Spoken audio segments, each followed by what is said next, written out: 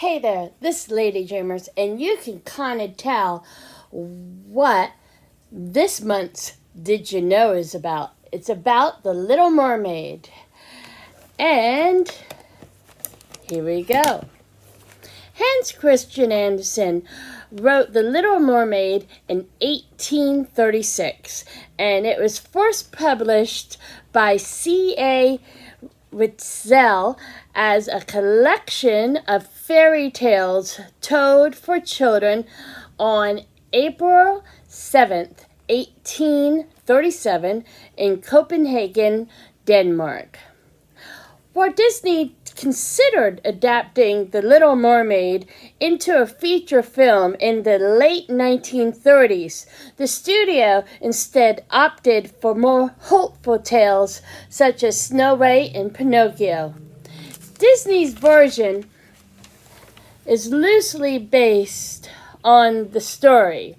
There is one major difference. The Little Mermaid gets her happily ever after in Disney's version, but she doesn't in Hans Christian Andersen's version. Disney's Little Mermaid signals the beginning of the Disney Renaissance, as they like to call it. It was the mid-1980s. After a disappointing turn with the Black Cauldron movie, director John Clements wanted to go back to basics. Howard Ashman was approached to write the lyrics for the film and brought in Alan Menken to compose the music. In fact, Howard was given the choice of out of a list of movies or, topics, what to choose. And he chose The Little Mermaid. He not only wrote the music, but he also produced the movie. And then he went on to write music for Beauty and the Beast and some songs from Aladdin with Alan Menken. There is one small thing. Howard got AIDS and he died before finishing Aladdin. He was, however, shown Beauty and the Beast, because that was finished before he passed away on March 14th, 1991.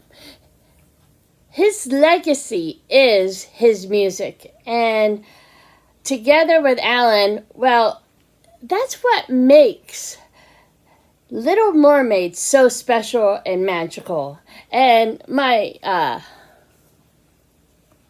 short is an unintentional homage to Harold, because when I saw this shirt, when I hear a Disney song, I knew I had to have it. Also, The Little Mermaid won 3 Academy Awards in 1989. This year, Samuel E. Wright, who, to me, basically stole The Little Mermaid away from The Little Mermaid, passed away from after a battle with prostate cancer. So we have been saddened by the loss of both Howard and Samuel. And here is a little montage about Howard with a little addendum for our Sebastian, Samuel E. Wright.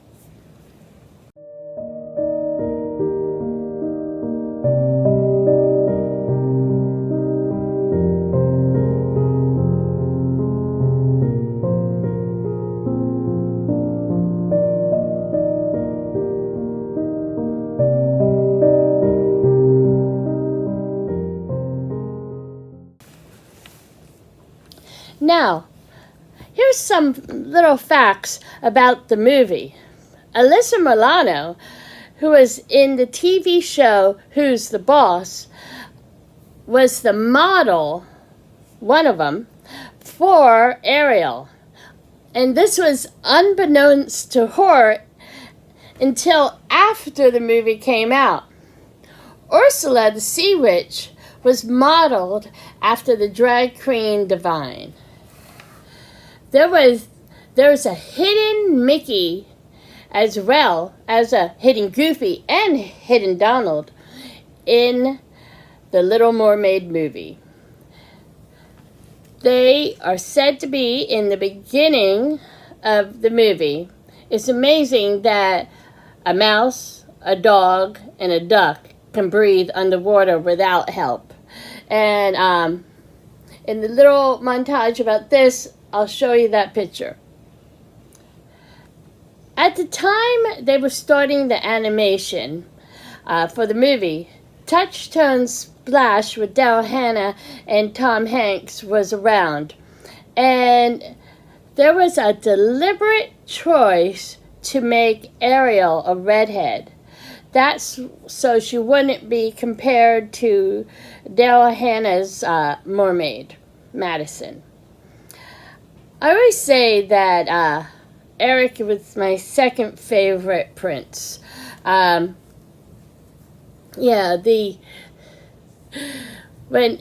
Little Mermaid came out, I thought they have made my perfect man into a cartoon.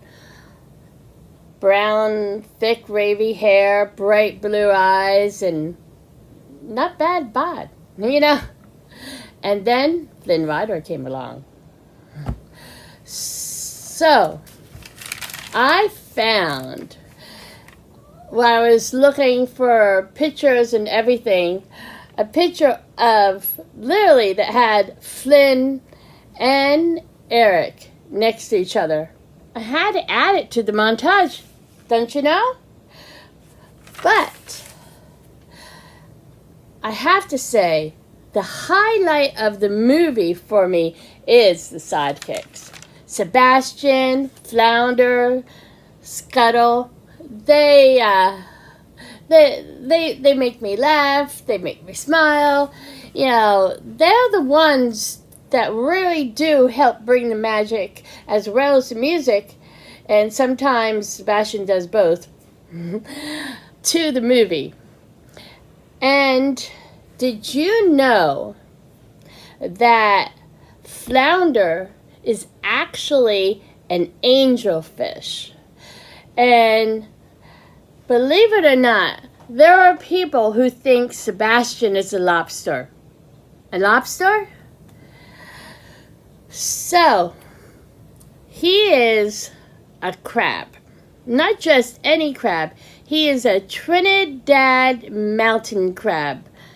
And that, you know, even I thought was Jamaican. But Trinidad and Jamaica have similar accents, I think. So, in this next montage, you'll see all little things about the tidbits I just told you and the fun facts. Enjoy.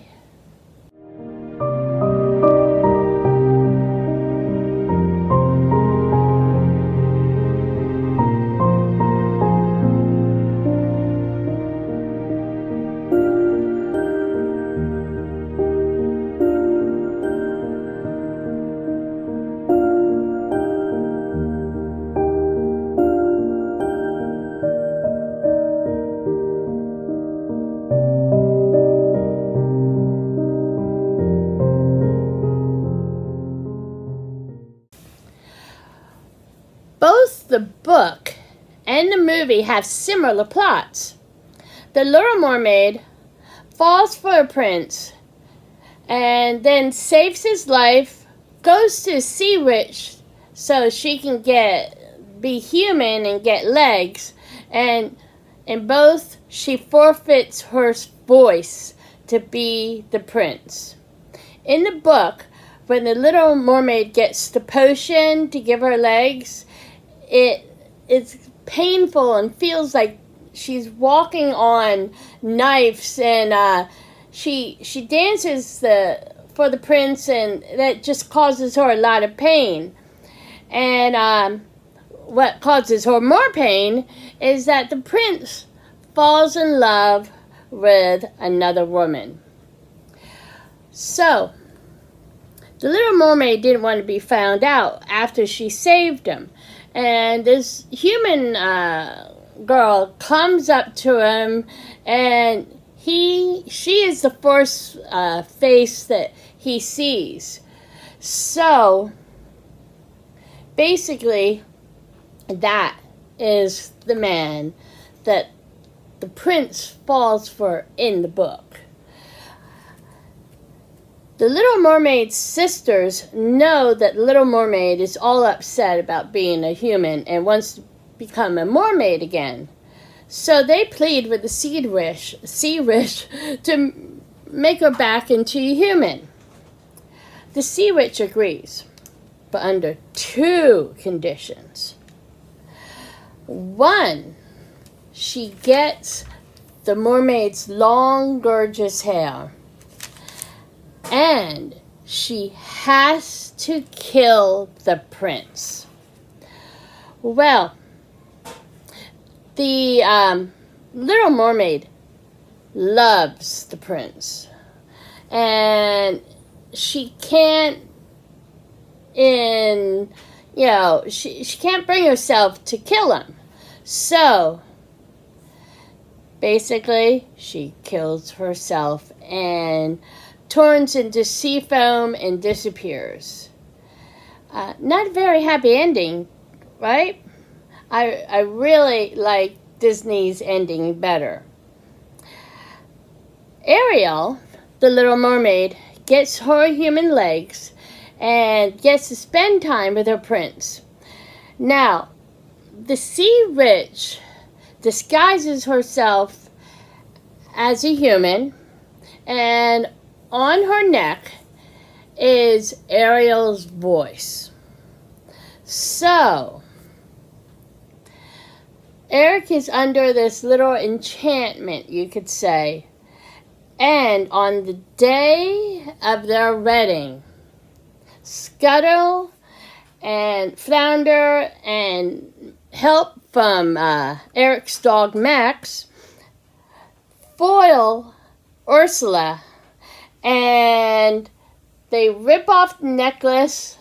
Ariel gets her voice back, and, well, Ursula is not happy about that.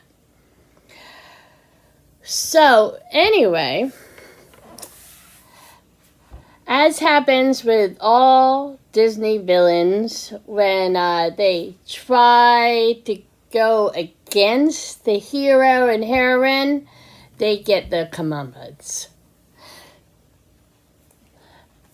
Ariel gets her happy ending when her father agrees that she can marry Prince Eric, and they have their happily ever after.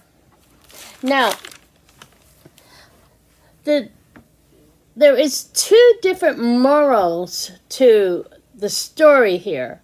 The book has one moral, and you could say Disney's version is another different type of moral to the story. Now, the moral in the story, the storybook, is redemption. And you go, what, huh? Fairy tales of old were morality tales, and they always had, if you do this, this will happen. If you don't do this, this will happen, kind of thing. And a mermaid has no soul, but a human has one. When the sea witch turned the Little Mermaid into a human, she got a soul, and that is why she couldn't bring it on to herself to kill the prince. She wants him happy, even if she can't be. And she was able to keep her soul by saving the prince. And Disney's moral to the story is what it always is in basically every Disney film. Dream fulfillment. If you dream it, you can build it, you can do it. And basically, say hello, Oliver. Basically, they have, with the help of her friends, she could do anything. And basically, with the help of her Scuttle and Sebastian and even her father, she could get her wish come true. And I have to say that I do like Disney's version better. I'm sure you do too, after hearing about the book version. So, I hope you enjoyed this month's version of Did You Know? And this next montage is actually 2 put together. I did the montages before I did the story because I actually was really into this this particular Did You Know? I thought it was really interesting and had a whole bunch of different little facets.